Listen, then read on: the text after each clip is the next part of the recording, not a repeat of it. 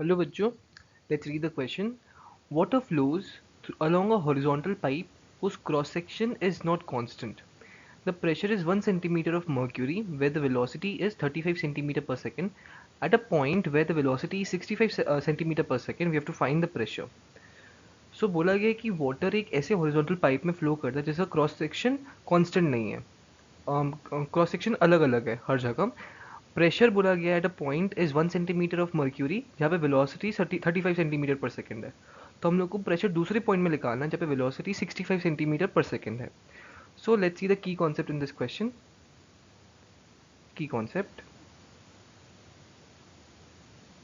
in this question we will use Bernoulli's principle. Bernoulli's principle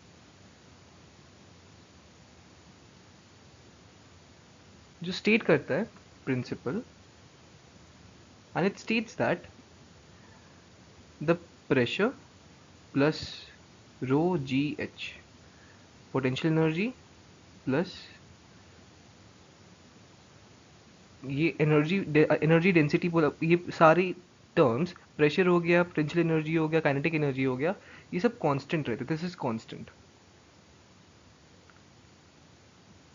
for water, for any liquid flowing through a horizontal cross section of pipe. Okay, so यहाँ पे हम लोग के पास दो cases है. Case one जब है कि जहाँ पे प्रेशर इतना है एंड वेलोसिटी इज 35 सेंटीमीटर पर second, and case two is when velocity is 65 centimetre पर सेकेंड, वहाँ पे हम लोग को प्रेशर निकालना है.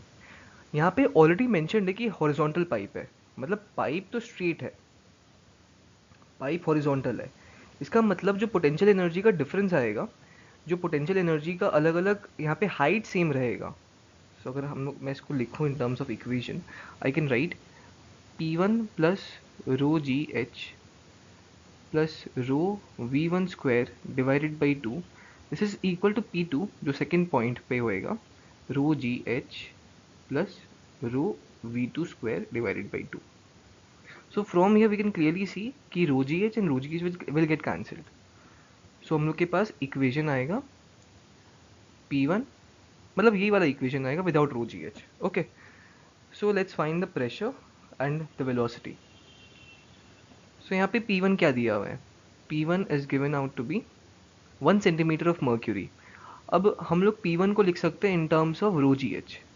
रो जी एच, यहाँ पे h हाइट गिवन है, h is the height of mercury column. So h, ये क्या होगा? रो का वैल्यू, मतलब rho is the density of mercury, that is 13.6 into 10 power 3 into g is 10 and the height is 1 centimetre. We will write it in metres, तो 0.01. Okay, तो ये P1 pressure हो गया. P2 हम लोग को पता नहीं है. ओके, वेलोसिटी V1 दिया हुआ है 35 सेंटीमीटर पर सेकेंड. सो 35 इंटू 10 पावर माइनस 2 मीटर पर second, and V2 is 65 centimeter per second. 65 into 10 power minus 2 meter per second. Okay. Now we will use Bernoulli's principle. So यहाँ पे P1 plus rho V1 square divided by 2. This is P2 plus rho V2 square divided by 2. ठीक है. यहाँ से P1 का क्या value आएगा? P1 is 13.6 10 power 3, 10 power 4 यहाँ पे 3 हो जाएगा इंटू 0.01 इंटू 10. तो हम लोग P1 लिख सकते हैं, बेसिकली हम लोग इसको सिंप्लीफाई करके लिख सकते हैं एज P1 इज यहाँ पे 136 आ जाएगा P1. ओके, यहाँ पे अगर 10 से मल्टीप्लाई कर दिया, नहीं 13.6 इंटू ये हो जाएगा 10 पावर 2, सो इट इज़ 1360. ठीक है. So now we will write Bernoulli's equation. हम लोग वैल्यूज के साथ लिखते हैं. सो P1 प्लस रो, यहाँ पे रो का पानी का, so 10 power 3 into V1. V1 is 35 square into 10 power minus 4 हो जाएगा divided by 2. This is P2. P2 we don't know, plus rho that is 10 power 3 into velocity. Velocity is 65 square into 10 power minus 4 whole divided by 2. Okay, on solving this P2 का value क्या आना चाहिए? So P2 का value आता है 1210.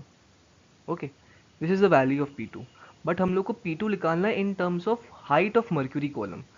सो हम लोग का जो H आएगा वो हो जाएगा P2 divided by rho mercury का into g. So this is 1210 divided by 13.6 into 10 power 3 into 10. ये वैल्यू होता है 8.89 into 10 power minus 3 meters, and we can easily write it as 0.89 centimeters of Hg. So this is the pressure at the second point. And हम लोगों ने यहाँ पे Bernoulli's equation use किया.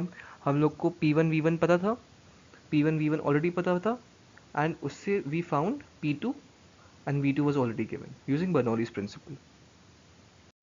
So from the options we can clearly see option A match कर रहा है, that is 0.89 centimeter of mercury. Hg is mercury, so answer is A, 0.89 centimeters of mercury. So I hope आप लोगों को solution समझ आया होगा. Thank you.